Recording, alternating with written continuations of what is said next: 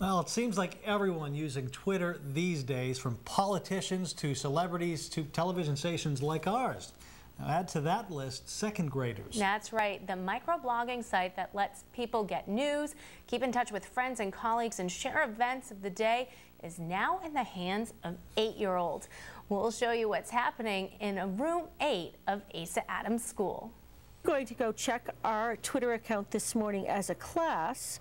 2 months ago, if Mrs. White said this in her classroom, she'd get a bunch of blank stares. Now, every student's eyes light up. Does anybody remember the name of the class in Green, Maine that we're Twittering with? Debbie White's second grade class at Asa Adams School in Orono is exchanging tweets or Twitter messages with Tim Thompson's second grade class at Green Central School. Claire, can you read this?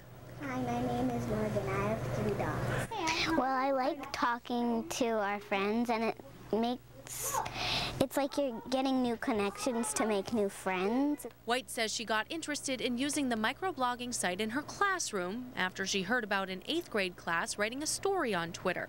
She knew there were lessons in the website for her students. Teaching writing is very difficult, but it's an essential skill. It's how we communicate primarily as humans, and more so with the digital world, because most of our communication that way is through writing.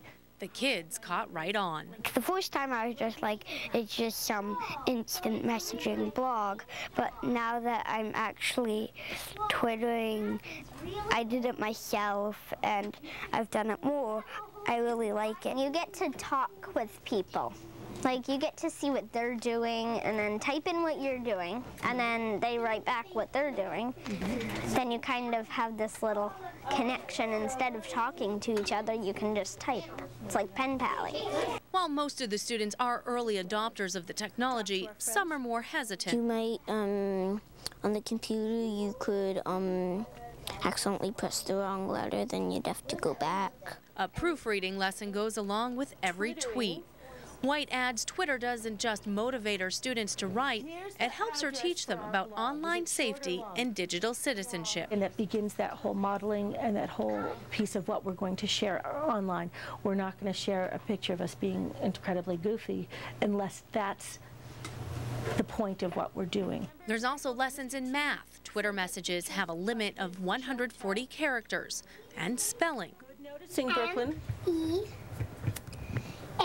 And the students learn about things that weren't on the lesson plan. Last week, Mr. Thompson's class was learning about Wilma Rudolph, something not on Mrs. White's curriculum. Do you think we would have learned about Wilma Rudolph if we hadn't been Twittering? No.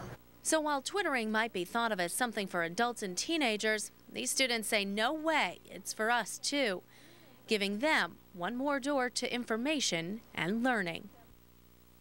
Now, the classes have been tweeting one another since mid-February, and while they Twitter as a class, students also Twitter on their own, and both classes have blocked their Twitter pages, and no one can follow them unless they're approved.